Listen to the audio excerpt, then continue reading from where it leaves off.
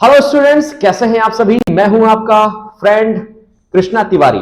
हाँ, आज फ्रेंड ही क्योंकि आज के वीडियो में हम लोग कुछ एक ऐसी धमाकेदार चीज लेकर के आए हैं जो शायद ही आपको कोई टीचर बता। आज मैं आपको 3 ऐसे इंपॉर्टेंट हैक बताने जा रहा हूं जो कि आपका स्कोर 100% करने में आपको हेल्प करेंगे। सेकेंड थिंग, इन 3 चीजों के अलावा एक बोनस पॉइंट भी आपको बताया जाएगा at the last of the video. इसके लिए आपको पूरा वीडियो देखना पड़ेगा जो आपको आपकी परफॉर्मेंस को इंक्रीज करने में हेल्प करेगा। तो स्वागत है आप सभी का आपके अपने चैनल पर। अभी हम लोग बात करने जा रहे हैं हैक नंबर 1 की। बेसिकली स्टूडेंट्स, होता क्या है कि कोई भी क्वेश्चन पेपर है उसमें नंबरिंग तो क्वेश्चन की होगी, जैसे 1 to 30 या 1 to 20 नंबर ऑफ आता है। बेसिक क्या है, आपने ये सीख रखा है कि जो क्वेश्चन आपको पहले आए वो करना है, जो नहीं आए उसको बाद में करना है, ये आपने सीख रखा है। लेकिन इससे भी ज्यादा एक और इंपॉर्टेंट चीज है जो कई सारे स्टूडेंट उसको मिस करते हैं। एक टॉपर स्टूडेंट और एक एवरेज स्टूडेंट में सिर्फ इसी एक हैक का फर्क रहता है। चलिए तो उस फर्क को खत्म करते हैं और शुरू करते हैं अपना पहला हैक। सपोज हमारे पास क्वेश्चन है 1 2 3 ओके 4 5 6 7 8 9 एंड 10। ये हमारे पास 10 क्वेश्चन है किसी एक पेपर में, ठीक है। अब आपको क्या है, ये बेसिकली सभी स्टूडेंट्स के साथ होता है कि उसको सबसे पहले कौन सा आ रहा होता है, सेकंड आ रहा होता है। ये बिसाइड्स ऑफ एमसीक्यू बता रहा हूं मैं, ठीक है, मल्टीपल चॉइस क्वेश्चंस के अलावा, क्योंकि उनमें आपके पास कोई चॉइस नहीं है, वो तो करना ही है। 2 आ रहा है, फिर आपके बाद क्या आ रहा है, आपके पास आ रहा है 4, आपके पास 5 आ रहा है, इसके बाद क्या आ रहा है, आपको आ रहा है 7 आ रहा है, और फिर आपको आ रहा है 10 नंबर, ठीक है। तो बहुत सारे बच्चे क्या करते हैं कि सबसे पहले शुरू करते हैं करना 5 नंबर कर लेंगे, ठीक है, क्योंकि उनको तो सिखाया गया है कि जो सबसे अच्छा है उसको सबसे पहले करो। एक्चुअली ये जो लाइन है ना, ये बहुत ही पुरानी टैग लाइन है, और वो इसलिए बताई जाती है क्योंकि ऐसा माना जाता है कि जो एग्जामिनर है वो आपका फेस तो नहीं जान रहा है ना, कि ये मयंक है, ये राजीव है ना, ये कोई है XYZ है, कि ये बहुत अच्छा बच्चा है या पढ़ने में कैसा बच्चा है, वो नहीं जानता है। वो कैसे जानता है, आपके रिप्रेजेंटेशन से, ठीक है। तो आपने जैसे 5वां number question, 5th number question पहले कर दिया, बहुत अच्छे से कर दिया, ठीक है। इसके बाद फिर आपने कौन सा क्वेश्चन किया, 10 नंबर कर दिया, क्योंकि आपको बताया गया है पुरानी टैगलाइन जो है पहले करना है। फिर आपने क्या किया, सेकंड नंबर कर दिया। अब क्या होता है, बेसिकली मैं भी एक टीचर हूं, बिलोंग करता हूं, और मैं भी कॉपीज का एवोल्यूशन करता हूं। तो मेरे साथ एक प्रॉब्लम होती है, क्या है कि हमें क्या है, गवर्नमेंट पे करती है, ठीक है, कि आपको एक कॉपी का ये देना है, ये देना है। तो जब मैं बार बार पेजेस पलटता हूं तो मुझे इरिटेशन होती है कि यार आधा टाइम तो एग्जाम पेपर को पलटने में ही लग गया।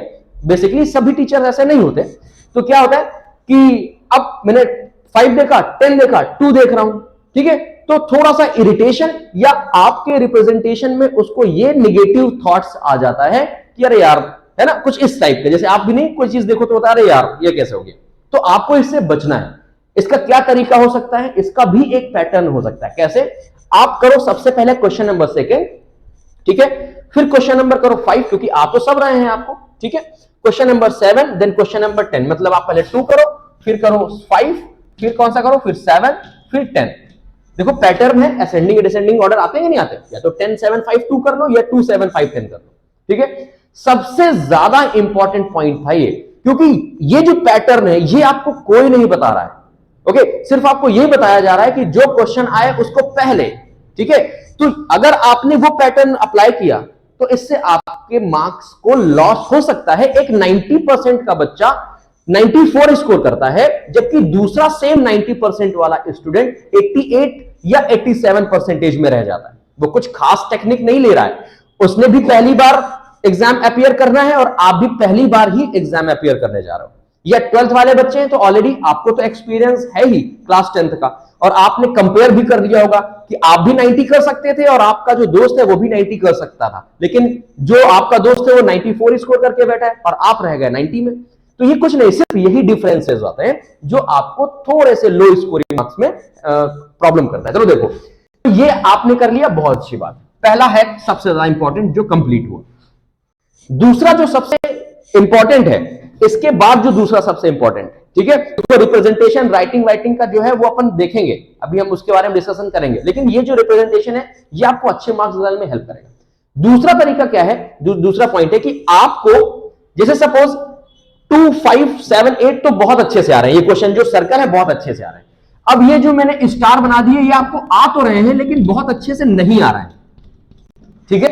आपको कम कम आ रहा है, ठीक है, कि कुछ पॉइंट आपको 2 पॉइंट 3 पॉइंट 4 पॉइंट इसके पता है, बाकी के आपको नहीं आता है कि 2 लाइन लिख लोगे या 3 लाइन लिख लोगे। तो आप क्या करो, सबसे पहले इस सीक्वेंस में क्वेश्चन करो, फिर इसके बाद इनका सीक्वेंस अरेंज करो एक साथ। तो आपने क्या किया, 2 4 1 4 6 का सीक्वेंस अरेंज किया। आप क्वेश्चन नंबर 1, ठीक है, क्वेश्चन नंबर 1 आपको करना है, फिर 4 करना है, फिर 6 करना है। ओके, पैटर्न जो सबसे अच्छा आ रहा है। अच्छा, इसका रीजन है, आपने ये 2 5 7 10 क्वेश्चन किए, इससे आपका जो ट्रस्ट है, ठीक है, वो एग्जामिनर के ऊपर स्ट्रांग हो जाएगा। अब एग्जामिनर ने देखा 2 बहुत अच्छा किया आपने, 5 बहुत अच्छा किया, 7 बहुत अच्छा किया, तो 10 आपने ऑब्वियस सी बात है बहुत अच्छा किया है, लेकिन वो क्या करेगा, टिक कर देगा और मार्क्स देके आगे बढ़ेगा। लेकिन ट्रस्ट को बिल्ड करने के लिए 1-2 लाइन इसमें भी पढ़ेगा, वो देखेगा रहा वाह बच्चा तो बहुत अच्छा है। फिर आपने 10 के बाद कर दिया 1, फिर कर दिया 4, फिर कर दिया 6, ठीक है। अब क्या होगा, अब फिर से उसने सीक्वेंस पकड़ लिया 1 4 6, देखेगा कि चलो ठीक है बच्चा अच्छा है, हम इस पे ट्रस्ट कर सकते हैं, तो चलो जल्दी से इसकी कॉपी निपटाते हैं, आगे बढ़ते हैं। तो उसने क्या किया, इसको टिक किया, मार्क्स दिए, इसको टिक किया, मार्क्स दिए, इसको टिक किया, मार्क्स दिए, ठीक है। क्यों? क्योंकि आपने 2 से 10 तक आने में ऑलरेडी ट्रस्ट बिल्ड कर लिया है। क्योंकि देखो मैंने आपको स्टार्टिंग में ही बताया था कि उसके लिए आपकी सिर्फ एक कॉपी ही है, वो आपको नहीं जानता है बाय फेस कि आप अच्छे हैं या नहीं अच्छे हैं। अच्छे सभी बच्चे होते हैं, केवल तरीका जो रिप्रेजेंटेशन करने का तरीका है वो इंपॉर्टेंट है, ठीक है। वही डिसाइड करता है एक टॉपर में और एक एवरेज बच्चे के मार्क्स, और कुछ नहीं, ठीक है। आपने क्या किया, 1 4 किया, आपको इसमें नंबर मिल गए। अब एक और प्रॉब्लम आती है, जो कि हमारा तीसरा पॉइंट। क्या प्रॉब्लम है कि बच्चे ने क्या करते हैं कि क्वेश्चन को ड्रॉप कर देते हैं, क्वेश्चन छोड़ देते हैं भाई, उनको कोई फर्क नहीं पड़ता कि क्वेश्चन छूट रहा है। और एक जो अच्छा बच्चा होता है, ठीक है, उसने थोड़ा सा सेंस ऑफ ह्यूमर यूज किया और बिल्कुल क्वेश्चन नहीं छोड़ता, और आप देखेंगे कि उसके और आपके स्कोर में 4 to 5% या हो सकता है उससे कम या ज्यादा, कुछ डिफरेंस तो 100% होगा। तो क्या करना है, करना यह है कि सपोज हमने 1 4 कर लिया, 6 कर लिया, अब हमें क्वेश्चन नहीं आ रहा है 3rd नंबर का, ठीक है। अब इसको मैंने ऐसे बना दिया, हमें क्वेश्चन नहीं आ रहा 8 नंबर का, हमें क्वेश्चन नहीं आ रहा 9 नंबर का, ठीक है। ऐसा हालांकि ना हो कि आपको इतने सारे क्वेश्चन ना आए, ज्यादा से ज्यादा एक क्वेश्चन ऐसा हो कि आपको ना आ रहा है, लेकिन फिर भी चलो फिजिक्स तो आ जाएगी, ठीक है, केमिस्ट्री और बायोलॉजी का नहीं पता, सपोज नहीं आ रही है, तो आप क्या करेंगे, अब आपने ट्रस्ट बना लिया, अब फिर एक सीक्वेंस पकड़िए, दैट इज, अब 6 के बाद कौन आता है, 9 आता है, तो 9, क्योंकि 6 के बाद तुरंत पास में मिल जाएगा, ठीक है। 9 के बाद आप कौन सा करिए, 6, और 6 के बाद करिए 4। अब करिए क्या, जब आता ही नहीं है, 4 नहीं 8, सॉरी, 9 के बाद 8 एंड देन 6, अब 3, सॉरी क्या उल्टा मैं बोल गया हूं, ये जस्ट अ मिनट, मैं आपको इरेज करके बताता हूं, कोई बात नहीं, सीक्वेंस में सीक्वेंस नहीं भूलना चाहिए ना। देखो कौन कौन सा, 9 8 3, तो पहले 9 करो, फिर 8 करो, फिर 3 करो, ठीक है। अब क्या है, आपने ट्रस्ट बना लिया, आपको सब कुछ आ रहा है, इसमें भी आपको नंबर मिल गए, ओके, क्योंकि उसने देखा 1-2 लाइन सही है, बिल्कुल है।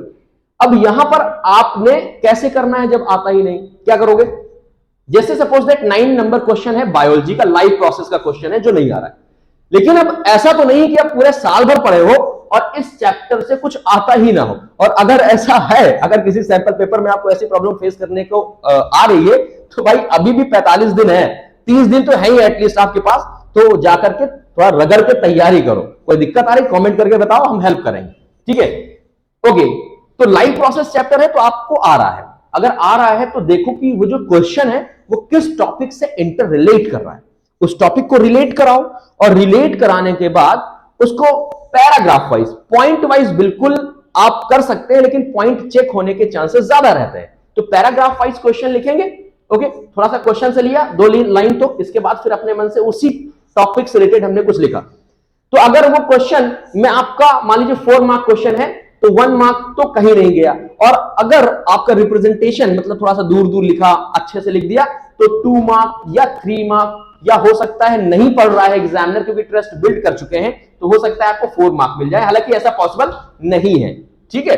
ओके, बात इसके बाद देखो इसके बाद देखो 8 नंबर किया इसी तरह, उसमें भी आपको 2 मार्क्स मिल गए, इसमें किया, इसमें भी आपको 2 मार्क्स मिल गए, कितना बढ़ गया, 5 मार्क्स बढ़ गया। तो मान लीजिए आपने स्कोर किया 65, ठीक है, और 5 आपने यहां पर इंक्रीज कर लिए, तो आप 100% स्कोर कर रहे हैं, कितना हो गया, 70 मार्क्स हो गया अगर 12th में है। और अगर आप 10th में है तो आप स्कोर कर लें, सपोज दैट कर रहे हैं 74 का स्कोर कर रहे हैं, तो आपने 5 इंक्रीज कर लिया, तो कितना हो गया, 79 हो गया। और यही डिफरेंस है, देखो अगर ये 5 में हटा दूं, यहां से 5 हटा दूं, तो यही डिफरेंस होता है एक टॉपर स्टूडेंट में और एक एवरेज स्टूडेंट। बच्चे सभी अच्छे होते हैं, ठीक है, केवल गाइडेंस की कमी होती है, ठीक है। तो क्या हुआ, यही जो परसेंटेज है अगर मैं 100 में ऐड कर दूं तो देखो कितना हो गया, ये 97 हो गया और आप पहुंच गए 100 मार्क्स। बताओ कितने परसेंटेज का गैप आ गया। अगर इसी तरह ये हो गया किसी एक सब्जेक्ट की बात, फिजिक्स की, केमिस्ट्री की, बायोलॉजी की, अगर 12th में, या फिर अगर 10th की बात करूं तो साइंस, मैथ्स, अगर सब में आपने ऐसे 5-5 नंबर बढ़ा दिए तो कितना परसेंट इंक्रीज हो गया, मिनिमम 5% आपका इंक्रीज हो जाएगा। सबसे जो इंपॉर्टेंट बात है, आपको ड्रॉप करके कुछ भी नहीं आना। सेकंड नंबर केमिस्ट्री का है, चैप्टर से रिलेट कराओ, टॉपिक रिलेट कराओ, लिखो। 3 नंबर फिजिक्स का है, टॉपिक से रिलेट कराओ और लिखो। बात समझ में आ रही कि नहीं? देखो मल्टीपल चॉइस में तो कोई ऑप्शन नहीं, उसमें कोई चॉइस नहीं है, बाकी के क्वेश्चंस की बात कर रहा हूं, ठीक है। चलो बहुत बढ़िया बात है। तो ये जो 3 पॉइंट्स थे बहुत ज्यादा इंपॉर्टेंट थे, जो मुझे लगता था कि मैं आपसे एक बार डिस्कस कर सकता हूं, क्योंकि ये प्रॉब्लम्स मैं फेस करता हूं। जैसे हम लोगों ने कॉपी चेक करी ना, तो कॉपी चेक करने में हम लोगों के सामने ये प्रॉब्लम्स आती हैं, जिसकी वजह से हम स्टूडेंट का इंप्रेशन जज करते हैं। ओके, वैसे ही सारे एग्जामिनर करते हैं। अच्छा, एक और बात क्या है, ये तो हो गई आज के वीडियो की बात। अब हम बात करेंगे कि जो चौथा मैं आपको एक की नोट देने वाला था, या समझो कि एक और पॉइंट बताने वाला था, तो उसके बारे में हम लोग चर्चा करेंगे अपने नेक्स्ट वीडियो में। इसके लिए आपको हमारे चैनल को सब्सक्राइब करना पड़ेगा और बेल आइकन को प्रेस करना बिल्कुल मत भूलिए, ताकि आपको नोटिफिकेशन आती रहे, ठीक है। अगले जो वीडियोस हैं उसमें हम लोग डिस्कस करेंगे कि हाउ टू राइट आंसर, अपनी कॉपी को कैसे नीट एंड क्लियर रखें और कैसे हम रिप्रेजेंट करें, रिप्रेजेंटेशन के मेथड, और बाय द प्रूफ करेंगे जो जितने भी टॉपर्स हैं, ठीक है, बोर्ड वाइज हम उनकी कॉपीज आपके सामने रखेंगे और फिर हम आपको एक एक डिटेक्ट कराएंगे चीजें कि कैसे चीजों को रिप्रेजेंट करना है, ठीक है। इसके साथ साथ हम आपको देंगे लास्ट पॉइंट, या समझिए लास्ट मिनट स्ट्रेटजी वीडियो, जो कि बहुत धमाकेदार वीडियो होने वाला है। ऑलरेडी हमारे शूट चल रहे हैं और इस वीडियो में आपने अगर मान लीजिए रिप्रेजेंटेशन स्किल भी खराब है, ओके, आपको थोड़ा बहुत कम भी आ रहा है, तब भी आप अपने स्कोर को एक अच्छे पोजीशन तक पहुंचा पाएंगे। तो स्टूडेंट, ठीक है, कैसा लगा आज का वीडियो मुझे प्लीज कमेंट करके बताइएगा, ताकि हम लोग और भी आपके लिए हेल्पफुल वीडियो बना पाए। तो आज के लिए इतना ही। हंसते मुस्कुराते खिलखिलाते रहिए और ख्याल रखिए। Bye bye, tata and take care.